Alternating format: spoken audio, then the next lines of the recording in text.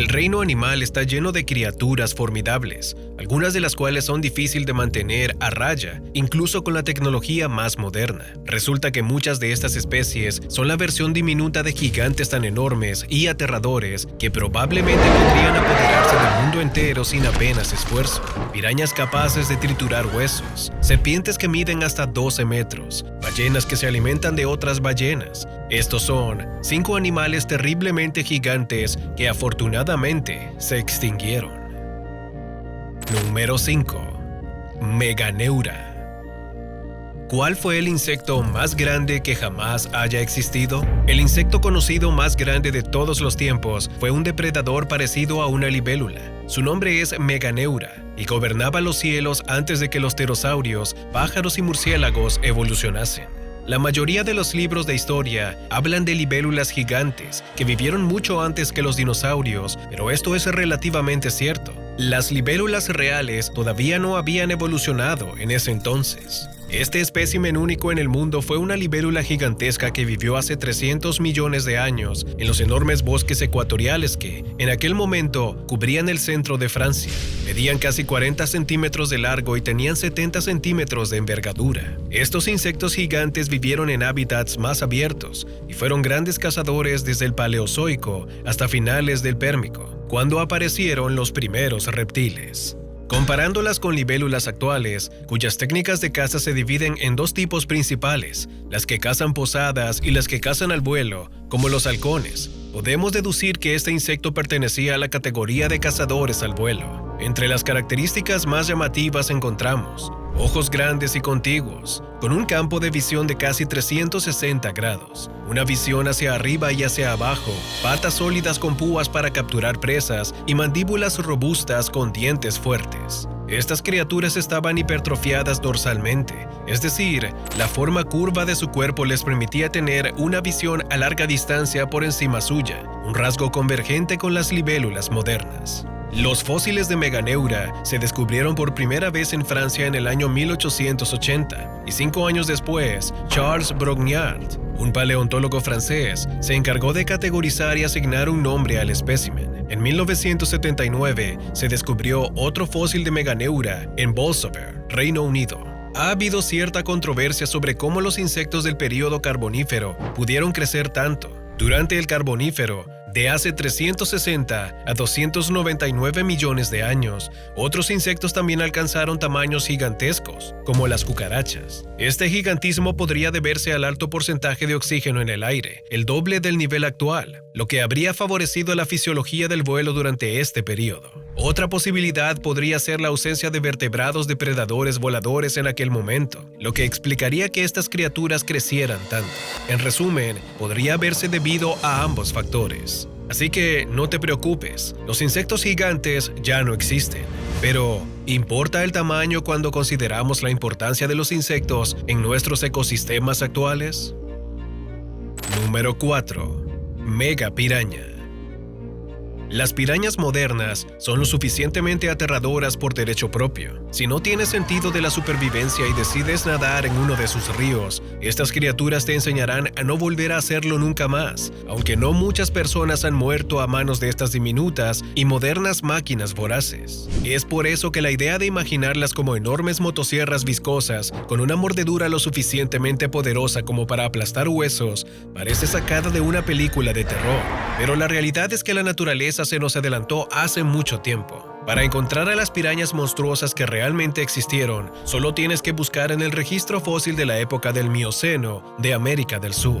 La megapiraña es un pez Serrasalmi de Characín, extinto, que vivió hace 8 y 10 millones de años en los ríos de América del Sur. Actualmente, los únicos restos conocidos de esta especie consisten en un solo fragmento de hueso de la mandíbula premaxilar fosilizado, con 3 dientes triangulares colocados en un patrón de zigzag. Sin embargo, la comparación de estos dientes con otras especies de pirañas vivas ha llevado a pensar que, suponiendo que tuvieran una forma corporal similar, pudieron medir hasta 1 metro de largo, mucho más grande que las pirañas modernas.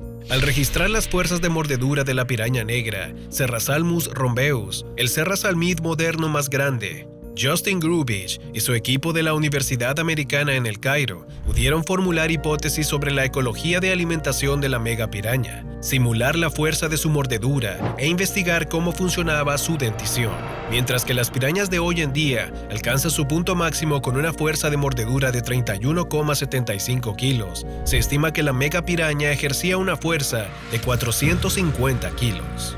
Llegaron a la conclusión de que, por su tamaño relativamente pequeño, la mordedura de Megapiraña paranensis eclipsaba a la de otros megapredadores extintos, incluido el infame tiburón ballenero Carcharodon megalodon y el enorme Placodermo devónico, Dunkleosteus terrelli. Así que se podría decir que este pez no solo era enorme, sino que su mordedura estaba entre las más fuertes de la historia. Su dieta sigue sin estar clara, pero la forma y morfología de sus dientes las hace potencialmente aptas para lidiar con presas blandas y duras, lo que plantea la cuestión de si evolucionaron para no solo cortar la carne, sino también para triturar huesos. Hipotéticamente hablando, pudo haber cazado tortugas, bagres con armadura y, en menor medida, las extremidades de mamíferos terrestres más grandes. Si fuera tan grande como un T-Rex, probablemente podría haber masticado un Apatosaurus y habérselo tragado entero, sin apenas sudar.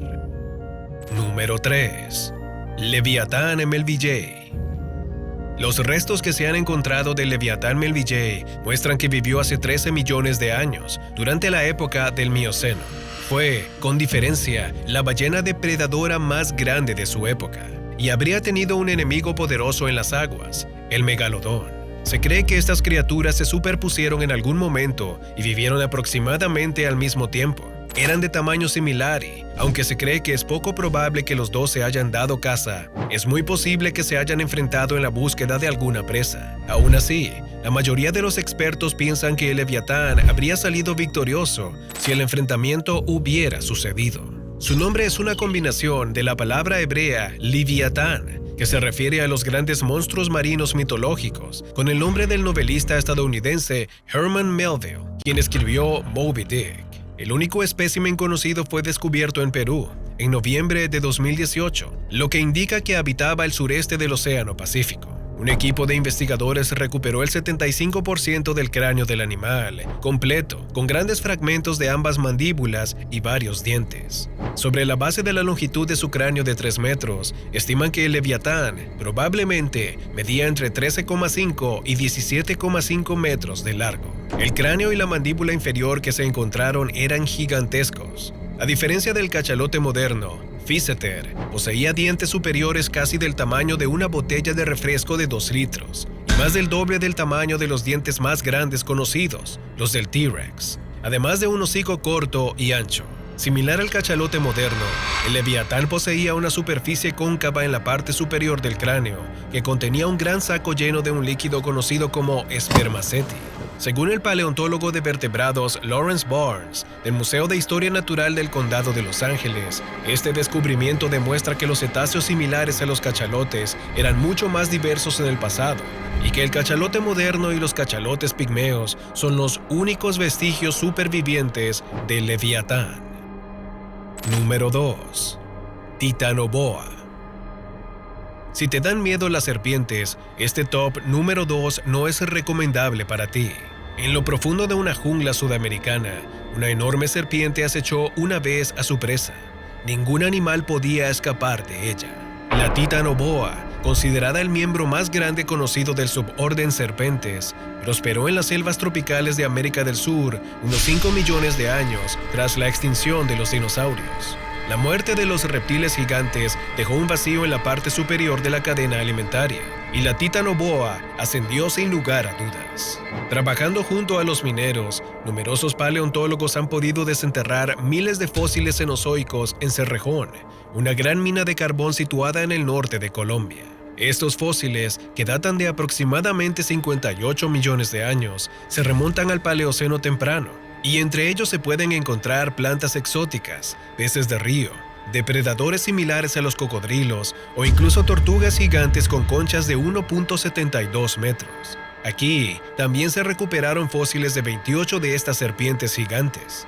Desafortunadamente, todavía no se ha localizado un esqueleto completo. En cambio, la comunidad científica ha tenido que conformarse con una variedad de costillas y vértebras, además de algo de material procedente del cráneo. Según las evidencias, la titanoboa creció hasta los 13 metros, es decir, era tan larga como un semirremolque.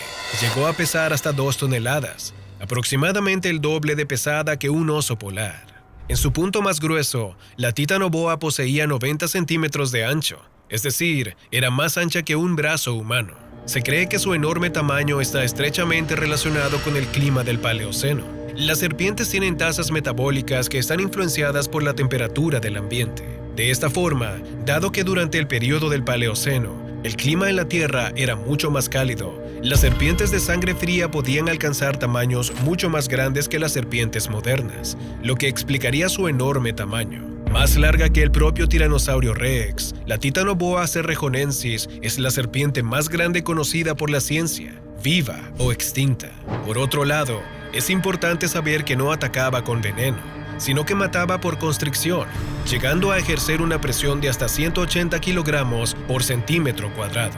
Aunque el T-Rex y la Titanoboa vivieron en épocas diferentes y en continentes separados, ¿qué pasaría si estos dos monstruos se enfrentasen en una batalla a muerte? Siendo honestos, es muy probable que el T-Rex jugase con cierta ventaja, ya que superaba a su oponente en muchos sentidos. La Titanoboa mata por constricción y tendría que envolverse alrededor del poderoso dinosaurio, evitando sus fauces para tener un ápice de esperanza.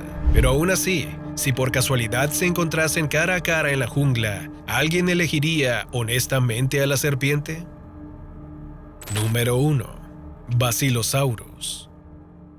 En los últimos años, se han descubierto nuevas especies de ballenas, muchas de ellas solo a partir de cadáveres, como es el caso del Basilosaurus. Con más de 24 metros de largo, eclipsaba a las orcas modernas de unos 7 metros y medio de largo. Este género de cetáceo prehistórico vivió durante el Eoceno tardío, hace aproximadamente 41,3 a 33,9 millones de años. Sus restos fueron descubiertos en Luisiana en 1832 y fue identificado erróneamente como un monstruo marino, llegando a asignarle un nombre que literalmente se traduce como Rey de los Reptiles.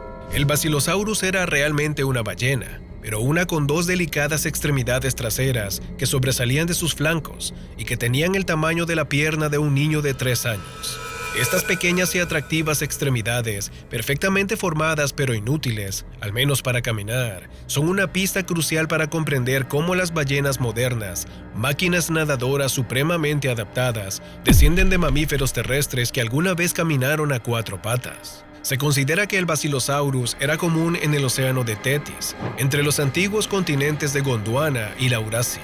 Fue uno de los animales más grandes, si no el que más, del Paleógeno. Era el principal depredador de su entorno, capturando presas que no habrían sido especialmente pequeñas: tiburones, peces grandes y otros mamíferos marinos como el dorudón, parecido a un delfín, que parece haber sido su fuente de alimento predominante. El estudio del esqueleto del Basilosaurus ha revelado que poseía una movilidad bastante reducida. Las uniones musculares a lo largo de la columna implican que el Basilosaurus tenía músculos relativamente débiles y no podía sumergirse a gran profundidad ni nadar durante largos periodos de tiempo. Por suerte para los pescadores y el mundo en general, esta criatura ya no existe.